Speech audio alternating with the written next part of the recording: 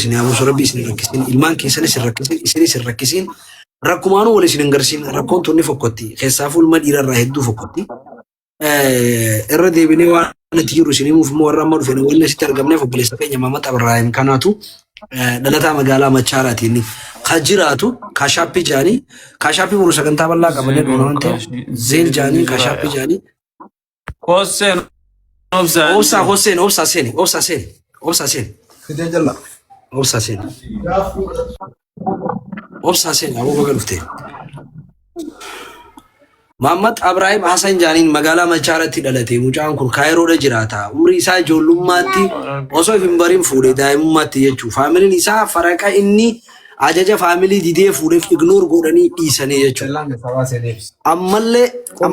ammallee rakkoo tana gizetti dhuftu faamiliileen gargaaruu didan gubbaan kun nama faamilii gaarii qabu nama faamiliin isaanii biyyoota alaa kanallee jiran nama viidiyoon nuti haasofnu waan nuti godhu jiru kanallee ni arkan jechuu barbaadeeti obboleeyyan isaa lama naannoo Jarman kana jiranii ilmaan inni haboo ta'uuf Kanaadaas ni jiranii Ameerikaas ni jiran garuu faraqa inni hayyama isaaniitiin alatti micoota na fuudheef gargaaruu hin fadhan wanni isaan jaaniin ilmaan kana darbii kannii fi maadagoodhaaf nama guddifatuuf akkasi haati ilmaan kana dhalteelleen irra darbitee deemtee kannii fi beetu gara deeffadhuudha siigalee as biratti mucaan kun immoo ilmaan kana itti lafeetiin guddisee ilmaan kana darbuu hin barbaadu siigalee amata dheeraa itti rakkadheetiin jira eegaan asiin gihee isaanuu guddatan maaliif hin darbaa uummata Oromootiin gargaarsa itti gaafadha jeetii torbaan takkaa oliif iyyaa ture namni hundi arkutti jira miidiyaa kanarratti namni abbaa kanaa jedhe jiru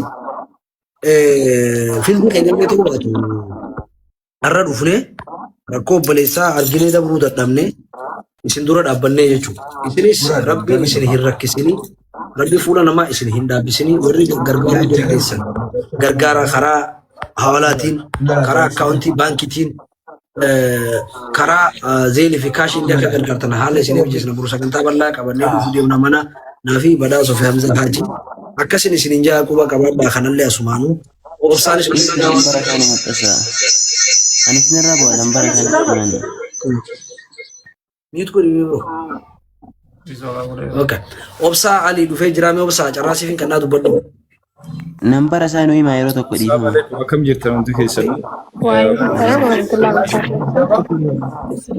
rabbiin si bira haa jiraatu inshallah si gargaara nambara ibnaa fi qobsiin haa dhaabbadhu ati mista kamuchaa nambara jee kanaaf maayiri isti nambara naa kennaa dhiifama wajjin jedhaa bu'aane aayee qoy naatti madhisimame plus diddam ishi kudha takka ishi kudha saddeet ishi soddoma afurtama soddoma afurtama ishi kudha ja'a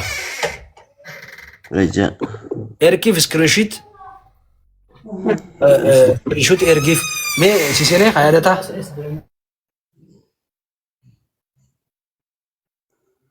Bilaas kudha takka kudha saddeet soddoma afurtama kudha ja'a. Qulfu. Okay. Akkasii obsaa itti fufi. Obsaa dubbadham. Gargaarsarra jirra silaa wanni jirru rabbi biraa jiraatu mana isaatti gargaarsisu. Yoo gartii danda'ame zeelii fi waan gartii biyya kana keessatti argamu kaashaappillee maan ta'an naaf ergadha isiniif inni waan isin ergata. Obsaa zeelii kaashaappii nu gargaarta. Kanuma biyya sanii guuruu jirtanii isaarraaf. No, borullee ni dhufna garuu arrallee zeelii fi kaashaappii yoo nu gargaarte. Nama beeku.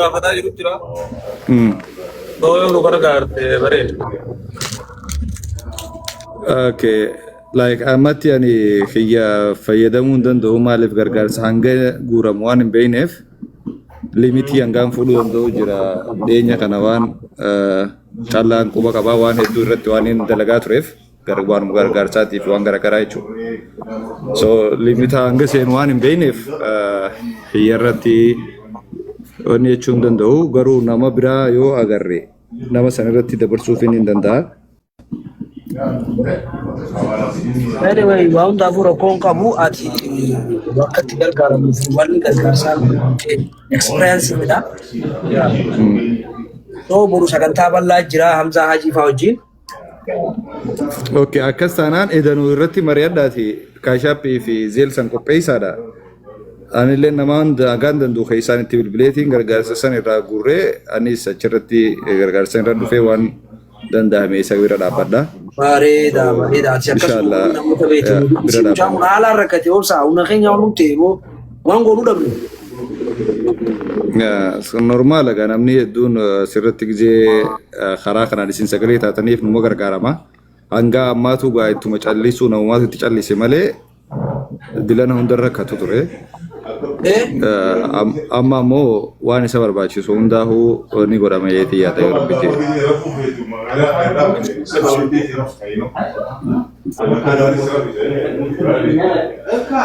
Okay.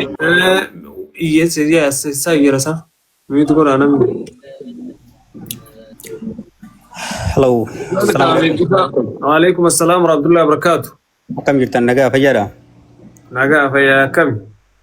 Yaa waan gaarii jirtanii gurbaa kana guyyaa torbaan dabre kanas gubbatti argeetin hedduu garaan nyaatee ture. Nama dhuunfattillee barreesseen ture aguma gargaarsi guddaan kun dhufuu waanuma ijoolleen sun bishaan dhuguun ergaaf jeetiin ture. Har'a isinuu akkuma nasiibaa gaffidanii jirtanii $150 ergee hanguma gargaarsi guddaan ga'u amma ergeetiin jira. Mashallah. Yaa $150 ergee. Mashallah. Eebbisa. Hanga gargaarsi guddaan dhufuu ijoolleen tuni bishaan dhuguu qabdii waan ittiin eeggattuu jechuudha sii galee. Akkas eebbisaa fi. Yaa kanaafuu isallee tokko wal dubbisatiin ture amma osuma isin asirra jirtaniitu maqaa isaa adda baafachuudhaaf maqaan akkaataa natti dhufetti kophaadha. Muhammad Ibrahim Hassan 150 itti ergatiin jira. Maqaa kiyya immoo karaa keessatti callaaf ergaa. Waraqaa erguu hin danda'a jechuudha sii galee inshaallah boru ni fudhata. Eebbisaa kiyya bakka xiqqoon irraa baate guddoo naa buutu rabbii kabajaa sitti haa godhuu si hin rakkisinii fuula namaatis shanyii teetu hortee teetu hin dhaabini nu galatoomii ulfaadhu. Abshir isinuu qabsoo jirtanii isinillee rabbii fayyaa isinitti haa ta'u isintu dalaguu jira nuu miti. Wallaahi jecha siif hin qabu. Karaa keessatiin gurbaa kana karaa garaana dadhabeetiin karaa keessatiin nama achi jiru bakka inni jiru beekaan turre'anii eega akkaawuntii fi lakkoofsi natti dhufee akkaawuntiin biyya lakkoofsi kaayiroodha. Eega isin adda baafadde? Yaa amma biyya tanatti akkaawuntii baankii qabaachuu waan hin dandeenyeef akkaawuntii biyya gargaaramnee namni sun achirraa as dabarsaaf hawaalaan gartee. Okay, akkaawuntiin biyyaadhaa gaarantii ni qabdii? Gaarantii ni qabdi. Okay, bareeda sunilleen bareedaadha garuu ani wannin asirratti dhaamuu qabu warreen biyya namaa jirtan hawaalumaan asiin daaritti isaa ergaadhan jaa maallaqa biyya akkaawuntii biyya santu isa irra dhaqqabaa namoonni biyya alaa jirtan kallattii hawaalaan yoo gargaaran ammas yeroo gabaabaa keessatti dafee gargaarsi kun isa dhaqqabaa. Ammas gurbaan kun akkaawuntii warra biyya jiru qofaaf gargaara malee warri biyya namaa jiru asumaan daaritti hawaalaan isaa erguudha qabaani wanni akka nama tokkotti. Warri biyya jiru akkaawuntii isaa irratti gargaaruu danda'a warri biyya alaa jiru immoo nambara ammaas jalatti isin himnu kanarratti gargaartan jechuudha. Yaa ana kanan jaagama kiyyaan. Okay. Akkuma obsarree fujee boru haalallee mijjeessadha zeelis qopheessadha kaashaafis qopheessadha. Har'a akka boru dhufu beeksisumaa fi warri immoo har'a gargaaruu barbaade asuma aggaataame kanatti haa gargaaru jecha. Itti jirra namoonni tokkolleen gargaaruu fedhuu akka nuti ol miidiyaa irratti ba'uuf jiru keessaan nuquu nama hedduu jira. Isaanilleen akkasitti boru bal'inaan kaashaaffii fi zeelis qophaa'ee wanti wal agarra. Ibsaan isaa galatoomuu obboleessa keenya koo tana agarreen sun jee akka wal marannee noo jiruuf isaatti hedduun itti gammade. Soddaa keenya irraa galatooma jennee qaataa galatooma jennee bar soddaan irraa miti inni kakute. Akkasi. Maakii waan asutoo qabate tufu. السلام عليكم ورحمة الله وبركاته. وعليكم السلام ورحمة الله وبركاته. قال لا قوي يعني بالبلاي إنما فكاونتي وانتي قلت له شان جرا قوي نوبسا. أنا سيدنا إرجع دورنا إرجع إن شاء الله. أيه أكاونتي فلتة. أكاونتي فلتة كبتة. نكمل. لا كومنتي. أيه أكاونتي ناسي خنا كومنتي مجالا كوبي برضو. beekaan jiru inuu komantii jalatti barra sheer godhu jirani. Okay, share godhu tinjira. Wanni Jaafar Abdallah khajau kanaan maqaa Jaafar Abdallah jau kanaan share godhu jira. Sudah tak kurung ya. Ampas Ayyuu. Biyya bishaan ini warra bani. Ka akhirri kudha jaa kana Biyya kaanti Itoophiyaa. Itoophiyaa. account Number. Well, Pero WhatsApp in dubbiste number sani ergo in the account is. okay. Number Wantidha. Nama dalagaa jiru, nama biyya alaa jiru dalagaa jiranii aappiidhaan galchaa jiran. Wanti gaafatama maqaa akkaawuntii abbaa banii. Maqaa abbaa akkaawuntichaa eenyu maqaan? Yasin Abdi. Nasru Yasin Abdi. Nasru Yaasin Abdii. Ya. Telefoona himaa. Duwwaa kudha plus digdama. Plus digdama. Akkaawuntii biyyaa moo? Akkaawuntii biyyaa akkaawuntii biyyaati? Telefoona akkaawuntii biyyaa. Telefon bilbila bilbila. Bilbila isa. Dinga on bilbila isa. Meetu akkaawuntii biyyaa. Account kan maqaa mire mas fabia. Accounting beeka malee maqaa fi accounting beeka. Bilbila nama sanii Maamma Yaasiniif akkaawuntii maree kan barbaachisu. Kan itti Yasin Abdi. Nasru Yasin Abdi akkaawuntii san bilbila isaan qabu. Bilbila guutamuu qaba. Aappiidhaan beekte nama dalagaa jiru aappiidhaan erguu deemanii. Haalli dura dabale. Dirqama barbaachisan nambarri. Ana inshallah kan jira. Hawaalaan godhuu firema. Khalid illee. Qoy ittiin hima. Ibsaa bari dalagaa jiranii. Gurra asuma jechuun hawaalaa directors. Hawaalaa nama dalagaa jiru bar ammuma haaseenuu fi barbaadaniiti. Okay. Okay, anillee naaf kan naamee ka Itoophiyaa. Agarree Jaafar. Akkaawuntii Itoophiyaati. Naa hima. Akkaawuntii Itoophiyaa qabadhu. Qabadhu obbolootiya. Kuma tokko. Kuma takka. Digdamii lama. Gaddeetiin jira galatoom jechuudha. 22. Soddomii jaha. 36. Torbaatamii lama. Baankii laasa. Ma hawaala. 42. Torbaatamii sagal. Saamaan qabuuf. Zeeli eebbisaa irratti. 49. Sagal. Okay, hawaala ta'a. Sagalayyee sitti himame yoo sirrii ta'e. Kuma takka 22. Kuma takka 22 36 72 799 akkasi. Torbaatamii sagal. Bakka xiqqoon baate guddoon si'a. 79 ayyee. Amma sagal akkasuma torba sagal sirrumaa bar torbaatamii Kun sagal kuma takka 22 32 Eewwaa. Akkasi. Okay. Nambara himaa. Nambara akkaawuntii sanii.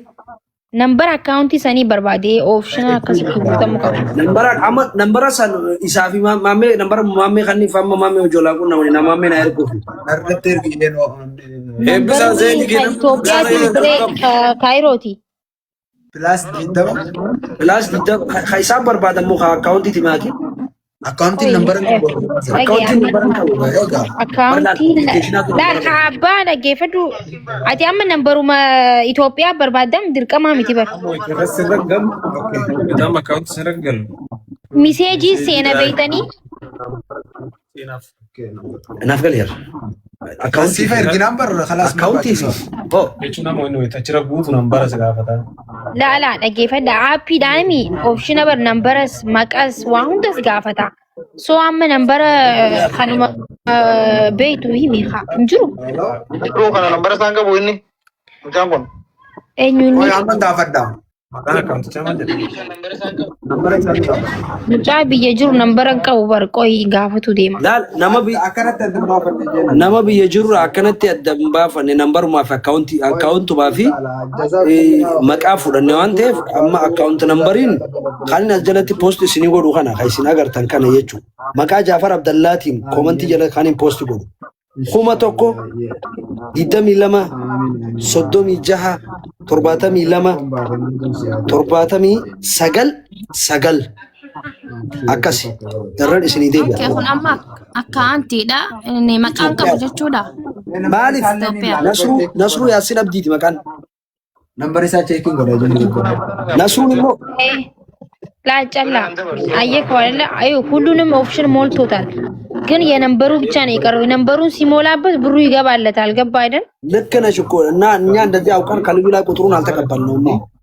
በሜሴንጀር ልጁ ጓደኛው ነው እና በሜሴንጀር ነው የተቀበልነው። ሜ ነዚፋ ፎቶ አየ መማል ጎነሬ አመሞ ኢሳሞ ነበር ኢሳፊ ማሜ እሺ ቆሜ ቢሳ ዜኒ ስለና ዜኒ ነርገበሬ ደም ዜኒ ጋበታ ቱረ ፈራን እንት ኮቤታ አየ ኢብሳ ማጂቴ ቢሳ ዜሊ ዮደም ስረገል ቸከም Alo, ani si ijoollee amma nama takka dhibba fuudheetiin jira. Obsa Nama ani hedduu wani fudhu waan ta'eef obsa amma jaartilleen deessatii olmaa jira. Obsa yeroo qaba. Obsa qaba. bakka yooki ዜኒ ሙሶካ ዜኒ ቦሩ ዜኒ ቆጴሳ ዜኒ ቆጴሳ boruun qopheessan inshallah. ሰላም አለይኩም ወራህመቱላሂ ወበረካቱ። ኦኬ